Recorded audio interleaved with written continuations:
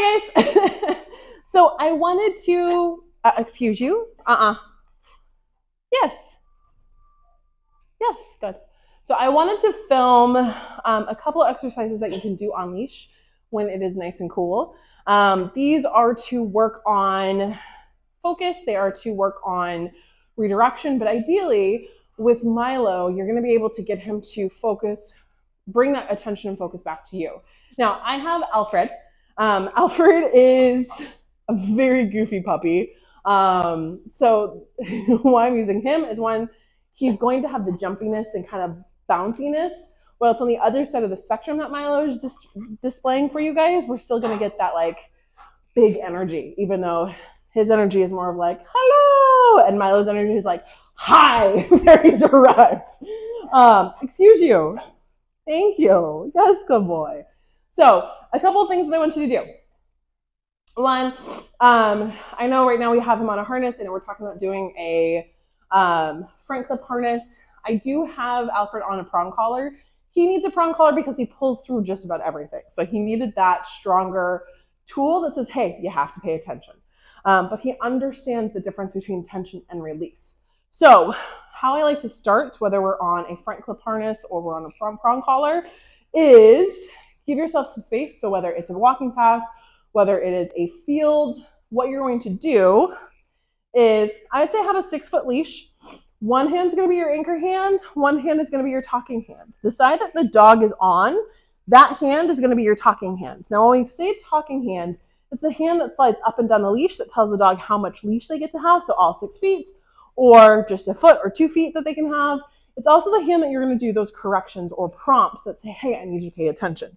Now, if we are in a front clip harness, those clips, the Easy Walk harnesses have an extra loop in the front that has tension and release. So it's still it's still shirt tug, but it's in the front of their chest, and that's where they focus instead of their neck, which is what a prong collar would do.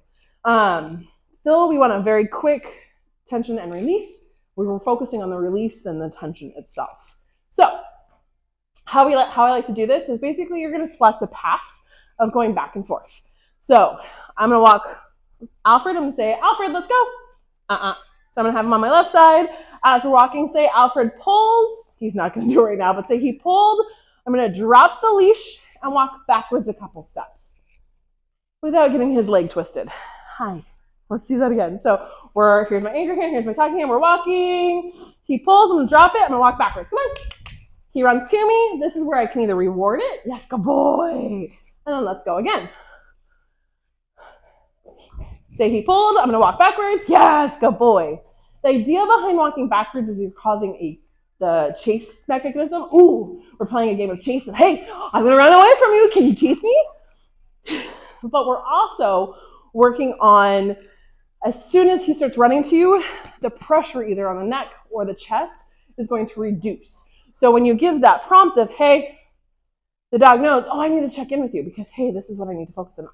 Sir, off, sit, thank you. Now, you may go back and forth for 45 minutes, and that's your walk. Or do a decompression walk right after that. That's okay. Set a time limit. They can do this. Ideally, within 10 minutes, you should be able to walk nice and calm with the dog on that left side or right side. It doesn't matter which side you actually put the dog on. You get to choose. But the idea is that they're next to you. Come on. They're next to you. They're not in front. Come on. Good.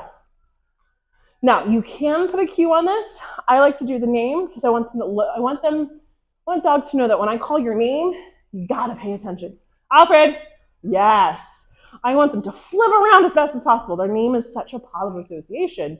I gotta check it. But you can also do with me.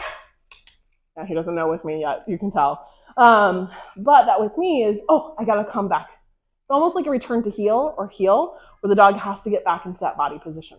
Doesn't matter what word you use, whatever is going to be the most consistent. Generally, from a human learning perspective, you using his name is going to help you be more consistent. But if you have something else, let's use that. Now, the other trick that I like with walking is what I like to call the pet dispenser. So I'm going to attach Alfred to me. You can do it by a carabiner. You can do it by your belt leash. I'm going to do it by a carabiner. So I'm just gonna attach him on my training belt. Hi, handsome. Now you're gonna pick left or right.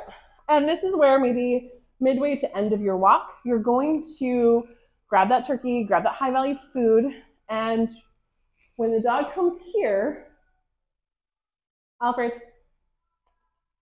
oh, there you are. When the dog's here, we're gonna reward.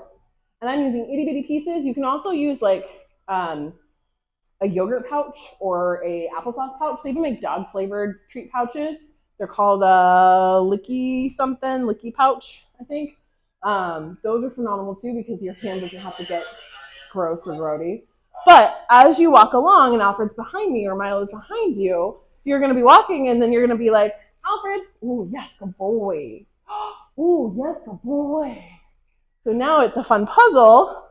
And you just turn around when he misses it. So we're walking, say, he misses it. I'm gonna turn, Alfred. There you go, good boy. Now, I think Milo is a chomper a little bit on treats. So I'm doing, Alfred's very easy with treats, thankfully. So if you do this, and it's chomp, chomp, chomp, what you can also do, is a flat hand, your thumb is gonna hold that treat, and you can essentially just open it and release it. So then your fingers aren't gonna be in the way. And when they do go for that treat, so here's that thing, they're really not going to get your thumb because they're gonna try to get underneath your thumb.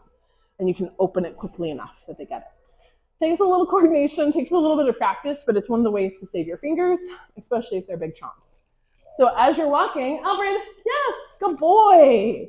You're walking along, Alfred, yes. You can also use this to target them on a set side. Alfred, yes. Now the idea behind this is that I'm really just kind of going in circles. Yes, good boy. But say I'm like, oh no, I'm gonna go, whoop, I'm gonna go this way.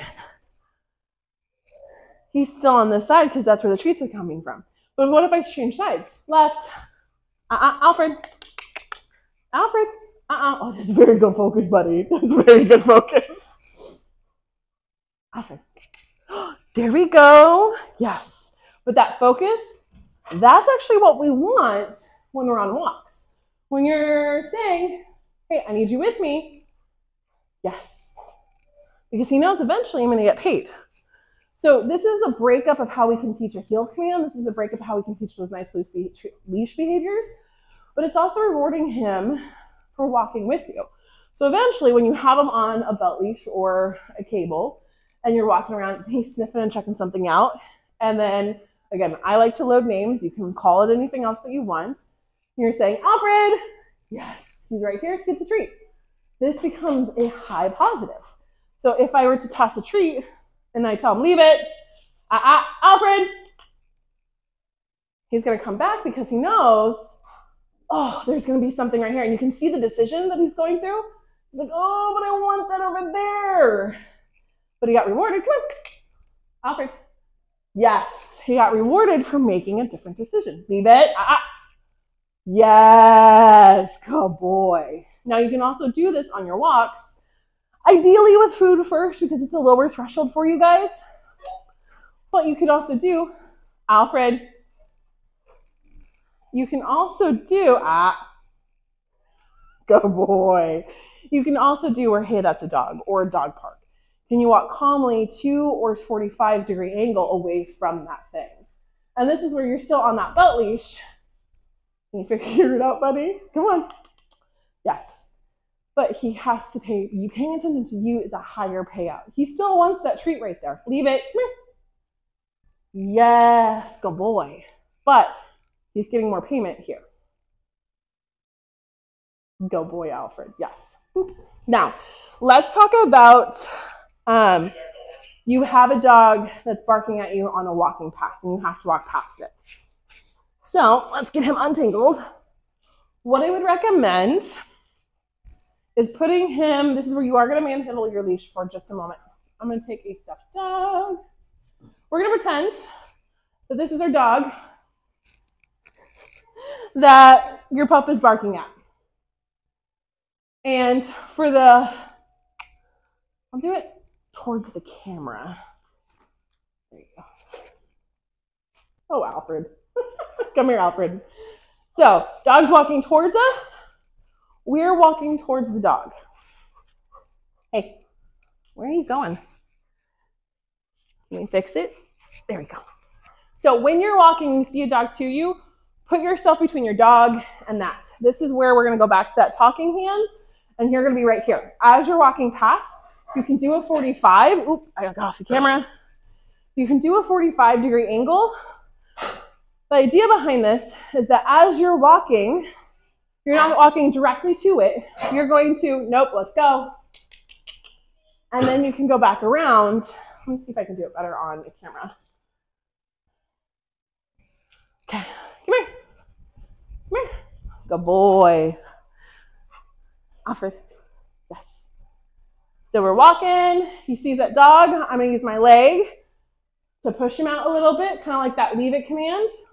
And then we walk back around. If we were coming up on the dog, so say the dog is ahead of us and we're going to pass it. Leave it, Alfred. So if we're walking and say Alfred's been or Milo's been on your left side, so you're walking, this is where you could switch hands, move them over. And again, you put your body between them. I don't know if you saw on camera, Alfred let go. As soon as I put my body between him and the stuffed animal, his body just relaxed a little bit. That's essentially what we want because he's like, oh, you got it. I don't have to worry about it. This technique is a little bit harder because it is moving the dog to different positions. But when, okay, Alfred, go. But when you work on, hey, I need you to do this instead, when they're right next to you, you can have a lot more communication and handling in those leashes. If they're ahead of you, the game's kind of lost. So that's where you can play the tension release game. That's where you can play the name game. You can play the pet dispenser game, little pieces throughout your walks to help build focus. Biggest thing is finding high enough drive or high enough payout that they're really interested in. So whether it's lunch meat, whether it's a stick of cheese, especially with a bucket muzzle, honestly, try some like, you might really love it, but like some whipped cream. Just make sure that we're not using the whole can. Ideally, we're only using like an 1/18 of a can. But let me know if you guys have any questions. Hopefully this helps from a visual perspective and we'll go from there.